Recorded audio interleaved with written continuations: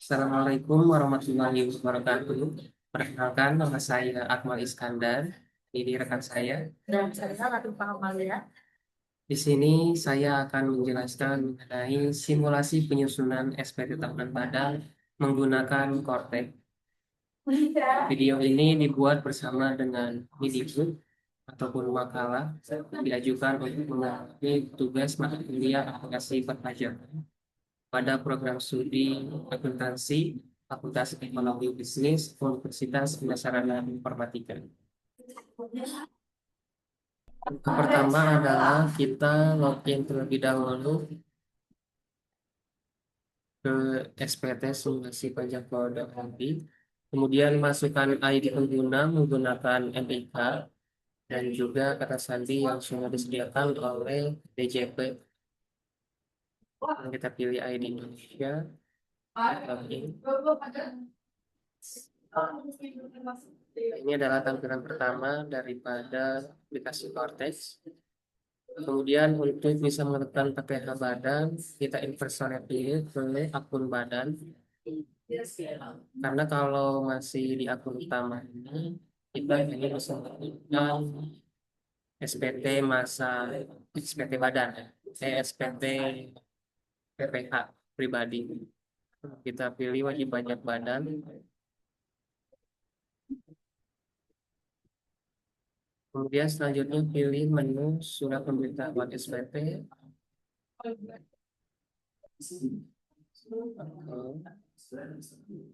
Dan buat konsep SPT, pilih PPH badan, kemudian next. SPT tahunan, periodenya tahun 2025. SPT-nya normal. Karena ini sudah disediakan nih konsep SPT-nya, nah di sini tinggal klik aja ini. Nah ini adalah tampilan semua dari formulir SPT tahunan badan. Di sini ada peraturannya bahwa isian SPT dari induk SPT ini banyaknya lampiran tergantung dari yang di checklist dari lampiran induk.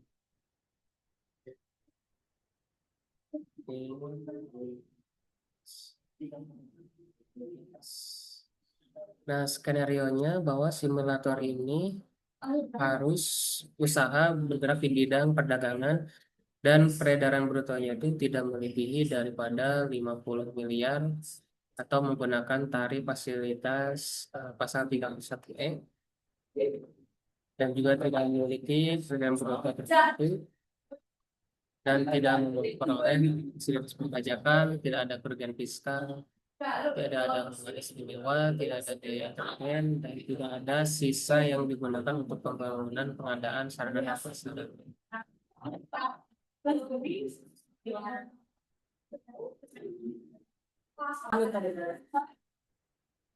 Nah, ini adalah lampiran induk, ada header, terdiri dari identitas pajak, kemudian metode pembukuannya, karena ini perdagangan, kita pilih akuntansi berbasis aktual. Dan ini preview untuk dipotongnya bisa 5, 10, ya.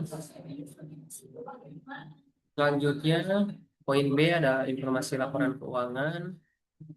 Kita pilih segmen usahanya. Di sini umum memberikan pendapat. Karena simulasi ini hanya untuk perdagangan, kita pilih perdagangan.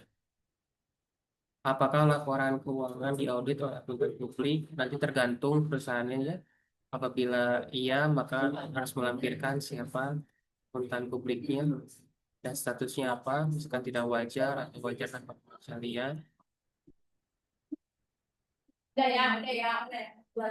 Kemudian poin C adalah penghasilan yang dikenakan PPh yang bersifat final dan tidak termasuk objek pajak. Nah ini poin-poin ini tuh poin C, D, dan seterusnya ini menentukan lampiran yang akan jadi. Misalkan ini apakah wajib pajak menerima memperoleh penghasilan bruto yang dikenakan pihak final. Misalkan ada pihak finalnya, kita klik ya. Karena skenario nya tidak boleh, maka kita bilang tidak. PPh final itu biasanya UMKM. Terus yang kedua, apakah wajib pajak menerima atau memperoleh penghasilan yang dikenakan PPh yang bersifat final?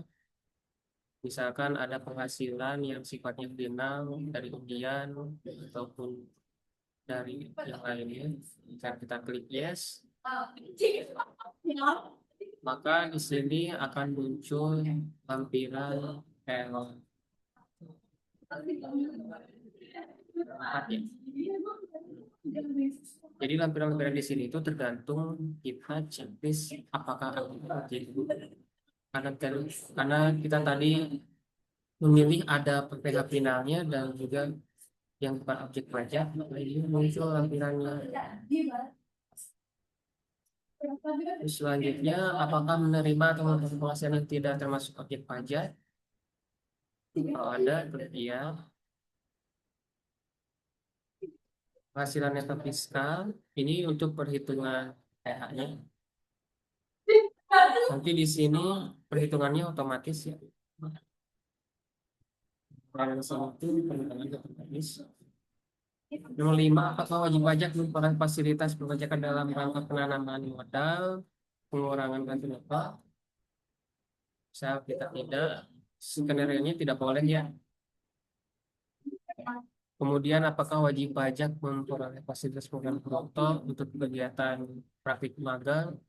Ini sepertinya tidak boleh. Misalkan ada magang dijadiin biaya beban, itu nggak boleh di dalam skenario ini ya.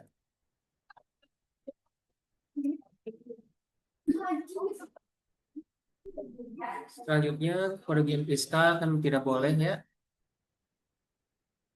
Kemudian memperoleh pengurangan bruto kerugian, ini skenario tidak, karena otomatis tidak bisa. Nah, ini tarifnya karena kita ini tarif fasilitas 31 M.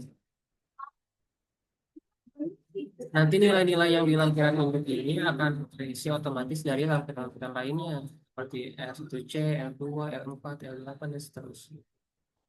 Jadi lampiran induk itu seperti apakah terdapat kredit pajak dibayarkan di luar negeri? Kita bisa bilang iya. Kalau surat tagihan 25, apakah punya pengurangan PH? Tadi skenario tidak boleh. Kurang kaya. Ini kalau ada boleh iya. Kemudian nanti ini kalau lebih bayar atau lebih bayar ya, ini bisa dikembalikan pajak kita apakah melalui pemeriksaan atau melalui pengembalian terlebih dahulu. Kemudian nanti isi nama rekeningnya dan untuk penghitungan angsuran pasal 25 jalan kalau ada ketentuannya ya. Kemudian ini pernyataan transaksi. Apakah punya hubungan istimewa? Tidak ya. Ini sepertinya tidak semua karena di simulasinya tidak membolehkan. Tapi kita lihat saja.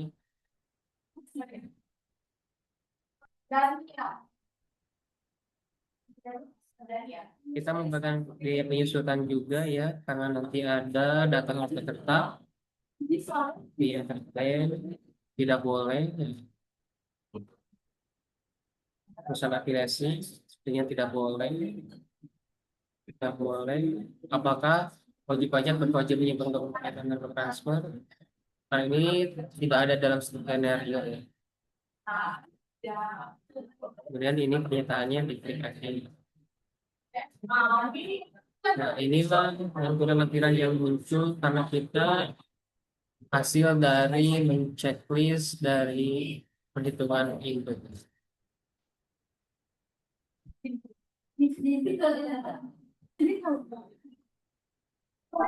Selanjutnya kita isi dulu dari lampiran L1C. Lampiran L1C ini adalah lampiran laporan laba rugi dan juga neraca atau posisi keuangan. Nah, kita bisa mengisi laporan harian. Nah, kita lihat dari minibook kita. laporan yang kita buat. Nah, tinggal kita masukkan saja laporan keuangan yang sudah kita susun atau laporan perusahaan, kemudian kita masukkan ke dalam konteksnya.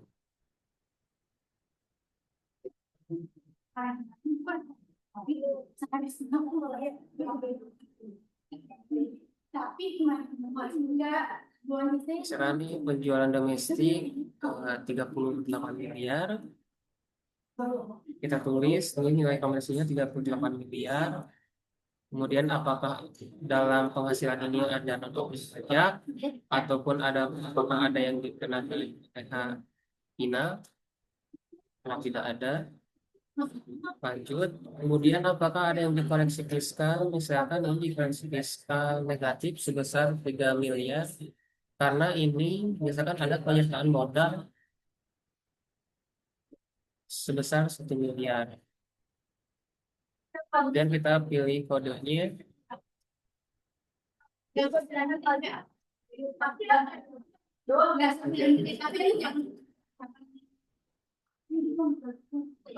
Kemudian simpan. Nah, semua yang ada laporan laba rugi yang telah perusahaan susun, kita sampaikan pindahkan ke form yang disediakan oleh Cortex. Misalkan ada penjualan ekspor, kemudian apakah ada koreksi fiskal ataupun apakah ada PPh finalnya, ataupun apakah ada yang objek pajak. Jadi kita pindahkan semua penjualan bersihnya. Nah, begitu pula dengan beban. Misalkan di sini beban gaji, tunjangan, bonus, honor, THR ini ada 3 miliar. Sesuai di sini 3 miliar. Kita pindahkan semua 3 miliar.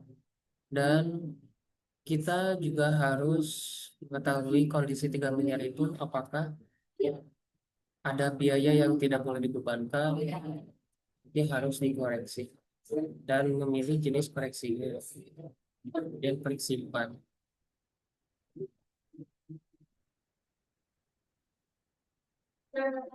Di sini ada beberapa kasus, misalkan pendapatan non usaha lainnya itu ada pendapatan yang non objek pajak, misalkan ini adalah hadiah, jadi bukan non objek pajak. Nah, maka kita koreksi, jadi mengurangilah pendapatan kita, akhirnya mengurangi pajak juga. Jadi di sini nanti akan koreksi ya, bila termasuk objek pajak 10 juta dan totalnya ini 360 juta.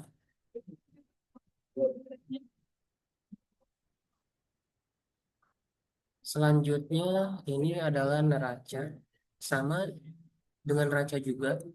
Neraca ini nilai-nilainya adalah nilai dari laporan neraca perusahaan yang telah disusun pada akhir tahun atau pada periode pelaporan tahunan. Jadi tinggal dipindahin aja. Misalnya secara kasnya 35M, kemudian penyertaan modalnya 1M. Dan yang harus dipastikan adalah bahwa jumlah aset dan juga liabilitas itu harus balance ya.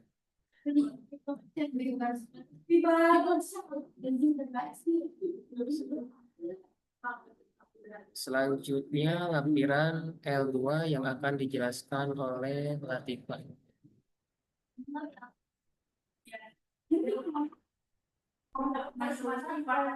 Selanjutnya di sini ada L2 ya. Di sini menjelaskan tentang daftar kepemilikan. Yaitu daftar pemegang saham atau pemilik modal dan jumlah dividen atau pembagian laba yang dibagikan serta daftar susunan pengurus dan komisaris. Di sini kita akan lihat pemegang saham itu misalnya siapa ya. Ini soalnya kan contohnya aja, jadi udah kita isi. Di sini contohnya dia memberikan modal 3 miliar dan ingin kepemilikan sahamnya itu 60%. Jadi pembagian labanya itu 600 juta. Lalu setelah diisi semuanya, klik simpan. Nah, setelah itu ada lagi yang mau memberikan modal, misalnya pemegang saham kedua. Pemegang saham kedua ini misalnya direktur atau komisaris gitu ya. Terus dia memberikan modalnya 2 miliar dan pajaknya itu 40%, yang berarti itu 200 juta. Kenapa pajaknya dia bisa 40%?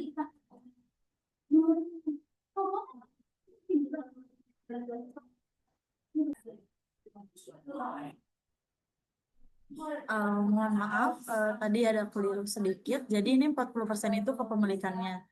Nah, dan ini 200 juta itu bunga 10% dari 2 miliar. Setelah diisi, klik simpan. Seperti itu. Selanjutnya, bagian lampiran 3 akan dijelaskan kembali oleh Kak Afam. Lampiran 3 ini adalah daftar pajak penghasilan yang dipotong atau dipungut oleh pihak lain. Dari pihak lain bisa dari luar negeri ataupun di dalam negeri. Di sini ada yang penghasilan dari luar negeri. Tinggal kita klik tambah saja. Tekan ini. Kita ada penghasilan dari luar negeri karena ada ekspor ya perdagangan, misal dari Apex Global Trading dari Australia. Dan tanggal PPh-nya itu tanggal 15. Dan jenis penghasilannya itu penghasilan dari kegiatan usaha. Nanti penghasilannya bisa dipilih. Misalkan 120 juta dan PPh yang dipotong dari sana tuh misalkan 12 juta. Atau kalau didolarkan dolar Australia atau 1080 itu nanti tergantung dari bukti potong yang ada di Australia itu. Yang saya contohkan ya, kosong, misalkan pemotongnya siapa? Dari luar negeri, misalkan Inggris, Inggris, country-nya, kan ini bisa milih beberapa negara.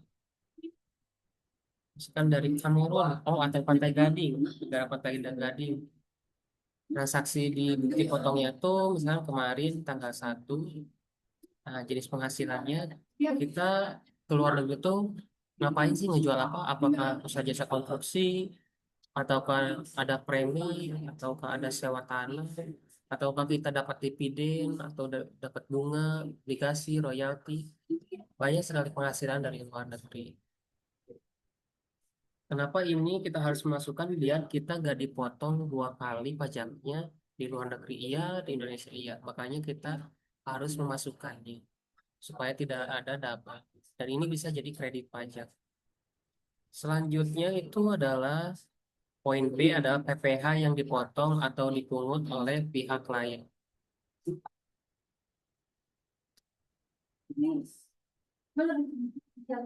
Misalkan ini taxpayer name.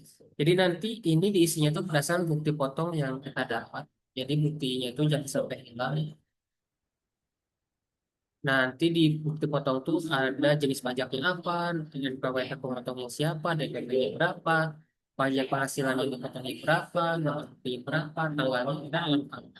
Jadi tinggal kita pindahkan ke sini saja, dan ini akan menjadi pengurangan pajak atau kredit pajak. Dan ini sudah dijelaskan juga di Mendikbud mengenai PPh yang dipotong oleh pihak lain.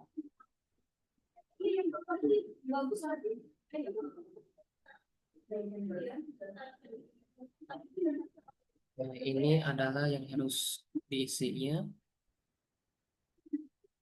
Ini data simulasi.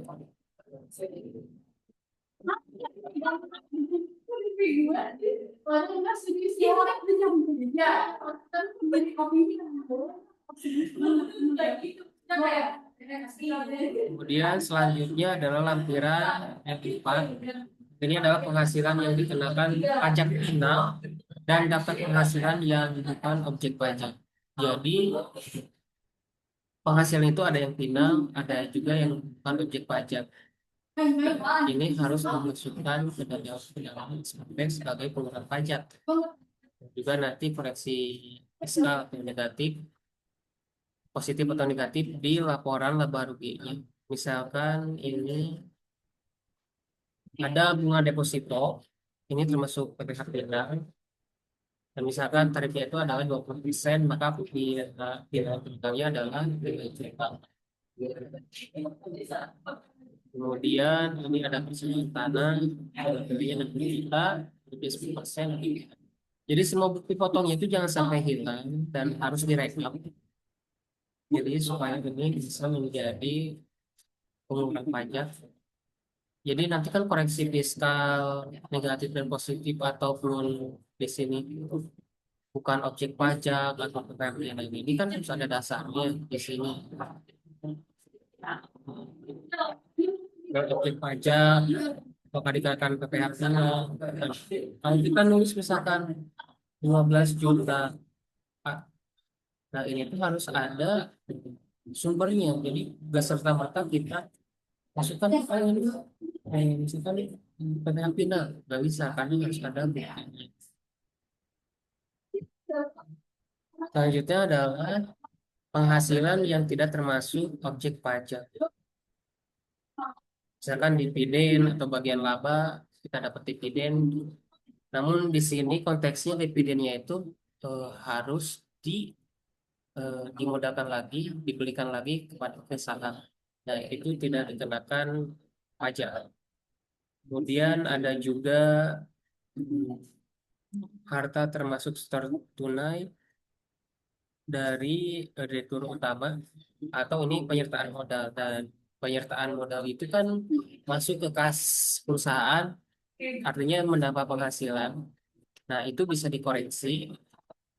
Oh, itu bukan objek pajak karena bukan penghasilan dari kegiatan usaha. Itu adalah penyertaan modal. Selanjutnya juga ada misalkan kita perusahaan dapat hadiah langsung yang diberikan kepada semua konsumen. Jadi bukan ada karena ada ikatan atau perusahaan,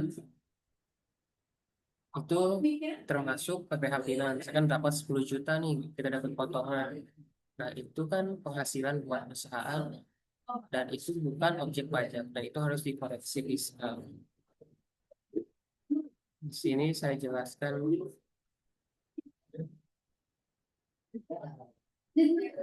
penghasilan yang tidak termasuk. Semua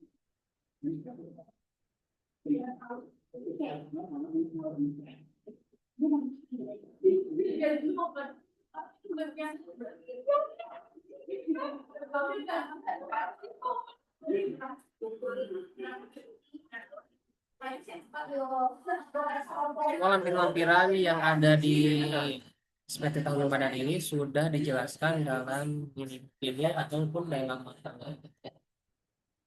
Jadi di sini mulai dari gambaran umum tentang simulasi, ada aktivitas perusahaannya, dan batasan dan asumsi, kemudian tujuan simulasinya dan ruang lingkupnya juga. Kemudian ada formulir SPT tahun badan, mulai dari laporan induk, kemudian lampiran L1C, rekonsiliasi laporan keuangan yang terdiri dari laporan laba rugi dan juga neraca. Kemudian lampiran L2, daftar kepemilikan, semuanya dijelasin di sini secara rinci. Jadi yang belum paham atau masih awam bisa belajar bareng dengan membaca makalah yang telah kami susun ini. Dan di sini juga kami menjelaskan setiap jenis koreksi. Nah, kodenya misalkan koreksi ini kode FPA 01 biaya yang dibebankan atau dikeluarkan untuk kepentingan pribadi, WP atau orang yang menjadi tanggungannya. Di sini sudah kami jelaskan di dalam eh, makalahnya, contohnya dan juga studi kasusnya. Misalkan tidak berkaitan dengan usaha mengeluarkan biaya transportasi untuk direktur, tapi untuk kepentingan pribadi. Nah, dalam pajak itu harus dikoreksi fiskal karena itu bukan beban, jadi nggak bisa dibebankan menurut pajak.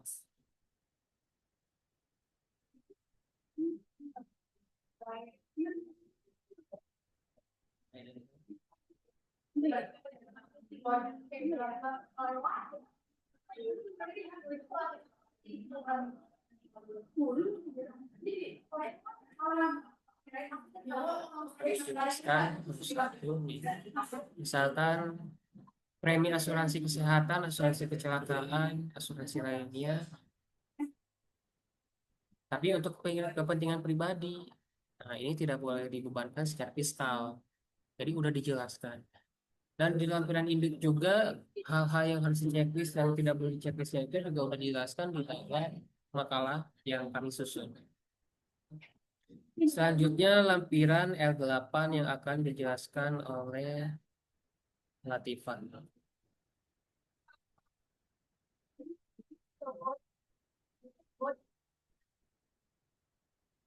Selanjutnya ada lampiran 8, yaitu perhitungan fasilitas pengurangan tarif PPh bagi wajib pajak badan dalam negeri berdasarkan pasal 31W ayat 1 Undang-Undang PPh. Di sini nomor 1 kita lihat jumlah peredaran brutonya, jumlahnya itu 42.689.000.000. Lalu yang kedua, penghasilan kena pajaknya ada bagian A, penghasilan kena pajak dari bagian peredaran bruto yang memperoleh fasilitas ada 470.903.111. Yang B ada penghasilan kena pajak dari bagian peredaran bruto yang tidak memperoleh fasilitas, yaitu ada 3.017.009.489. Lalu yang ketiga, ini ada PPh yang terhutang. Bagian A ada PPh yang terhutang dari penghasilan kena pajak dari bagian peredaran bruto yang diperoleh fasilitasnya, yaitu berapa? 51 juta ya. Lalu yang B, PP yang terhutang dari penghasilan kena pajak bagian peredaran bruto yang tidak memperoleh fasilitas. Ini ada 817.761.227. Lalu jumlah PPh yang terhutang ini ditambahkan yang bagian A dan bagian B. Jadi totalnya itu 869.560.614.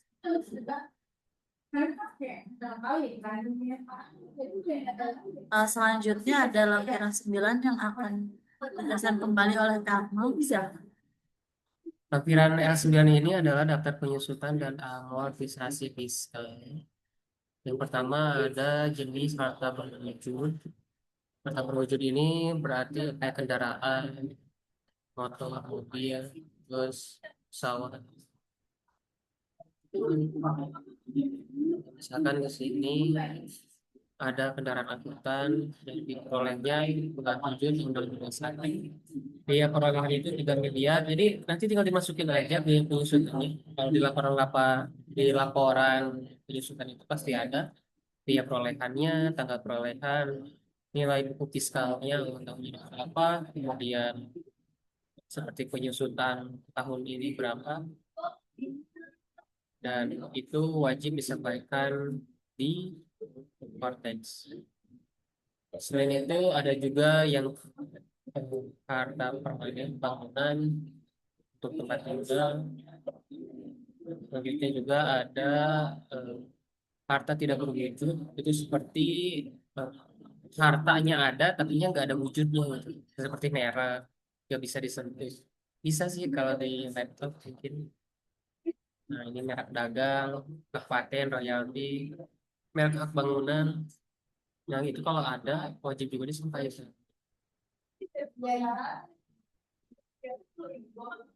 Sama konsepnya biaya pangkatnya berapa, kemudian nilai sisa buku fiskal pada awal tahun ini berapa, dan penyusutannya tahun ini berapa. Dan ini ada yang dikoreksi fiskal. Misalkan ini harta tidak berwujud lainnya, misalkan ada kita sewa dalam jangka panjang, misalkan 20 tahun, dan itu di dalam PSAK bisa disusutkan, diamortisasi. Jadi ada penyusutannya yang sama, menggunakannya bisa menggunakan metode garis lurus ataupun metode lainnya. Dan ini kan kalau menurut PSAK, menurut akuntansi laporan komersial ini kan dibebankan. Sedangkan di pajak itu tidak ada istilah menyusutkan biaya sewa. Maka ini harus dikoreksi fiskal sebesar 6 juta, ini tuh 66 juta ya, 66 juta 600 sekian. Nah, ini harus dikoreksi fiskal. Karena di sini di laporan laba rugi kita koreksi karena pajak gak nerima atau gak ada istilah sewa itu harus diamortisasi. Di sini ada biaya penyusutan amortisasi. Nah, kita koreksi sebesar 66 juta. Jadinya yang awalnya satu bebannya itu 1 M, 91 juta. Jadi sebenarnya beban yang boleh dibebankan itu adalah 1 M 25 juta. Jadi kita koreksi. Koreksinya ya di sini koreksi positif kalau beban. Berarti akan mengurangi beban penyusutan. Selanjutnya kita akan menghitung biaya pinjaman yang akan dijelaskan oleh Latifah. Oke, di sini lampiran 11B, perhitungan biaya pinjaman yang dapat dibebankan untuk keperluan perhitungan pajak penghasilan. Ini tuh menurut EBITDA 25% ya pajaknya. Jadi yang nomor 1 adalah penghasilan neto komersial sejumlah 5.972,33. Dan nomor 2 adalah beban penyusutan dan amortasi senilai 1.991.666.667 rupiah. Dan yang ketiga adalah beban pajak penghasilan sebesar 869.569.613. Dan nomor 4 ini adalah beban biaya pinjaman sebesar 475.750.000. Dan yang kelima, EBITDA-nya adalah 8.309.310.613. Jadi kalau dihitung dari EBITDA 25%-nya dari ini adalah 2.102.327.653. Jadi pajaknya itu tidak bisa lebih besar dari 2 miliar. Nah, di sini kita perhitungan biaya pinjaman. Contohnya adalah misalnya meminjam dari Bank Mandiri. Pinjamnya itu 4.325.000.000. Nah, berarti bunganya itu 480 juta. Ini termasuk bisa ya, soalnya ini masih kurang dari 2 miliar. Simpan, misalnya disimpan. Lalu kita mau pinjam lagi misalnya ke Bank Syariah Indonesia. Karena ini contoh ya teman-teman. Misalnya kita pinjam lagi 4 miliar dengan bunganya 39 juta. Nah, ini tuh 39 juta masih ditambah yang tadi masih kurang dari 2 miliar, jadi kita masih bisa. Lalu disimpan. Jadi totalnya itu adalah 519 juta.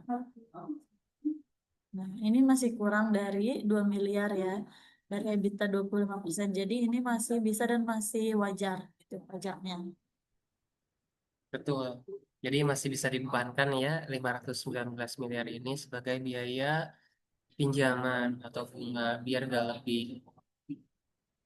Nah, di lampiran induk maka akan otomatis semua angka-angkanya terisi mulai dari PPh yang bersifat finalnya berapa, kemudian wajib pajak yang menerima penghasilan yang dapat termasuk objek pajaknya berapa, hingga pada akhirnya PPh yang harus dibayarnya itu berapa. Juga ini di poin F PPh yang kurang atau lebih bayar. Nah, di sini PPh yang harus dibayarnya adalah sebesar 808 jutaan. Jadi em, laba bersih peredaran bruto kita 42 miliaran, pajaknya ternyata gede juga ya 800 jutaan. Kemudian setelah itu, setelah selasa semuanya sudah selesai, kita bisa klik bayar dan lapor. Ini penanggung jawabnya, misalkan yang bikin itu adalah manajer keuangan.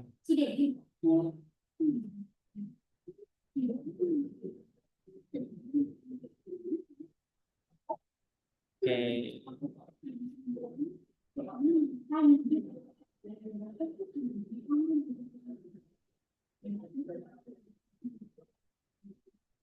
Oke.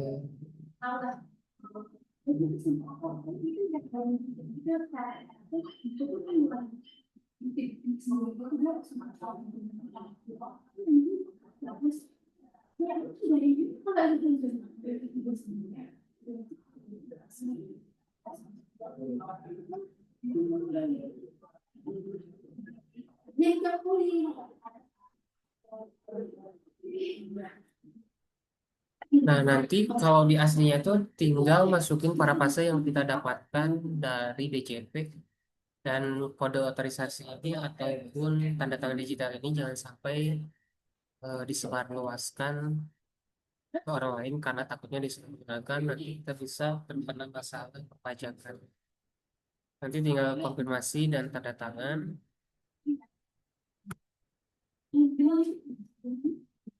Ini sebenarnya simulatornya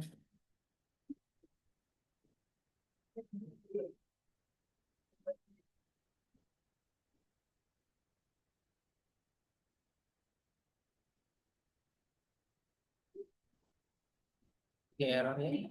Nah, nanti kalau kita udah selesai, itu nanti bisa melakukan pembayaran melalui kode billing. Nah, nanti di sini otomatis ada kode billingnya dan kita melakukan pembayaran. Nah, semua hal yang ada di lampiran SPT ini sudah dijelaskan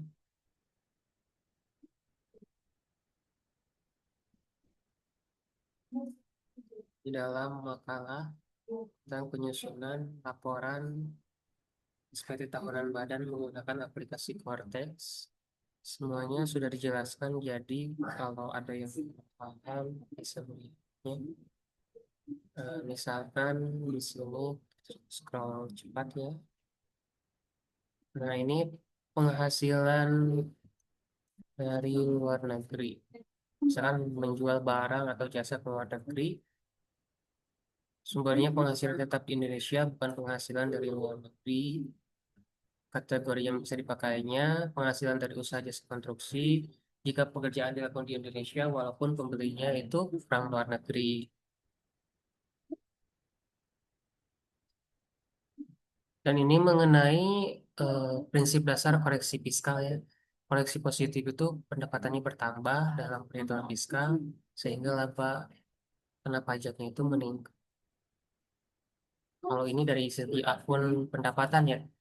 Berbeda dari segi akun beban. Kalau koreksi positif itu artinya bebannya berkurang dalam perhitungan fiskal. Jadi labanya itu malahan meningkat. Berkurang.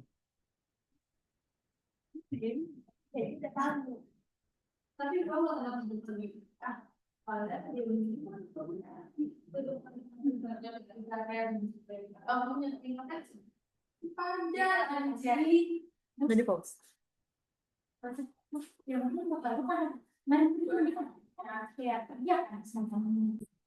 Demikian, demikian presentasi kami mengenai penyusunan dan laporan SPT tahunan badan menggunakan Cortex.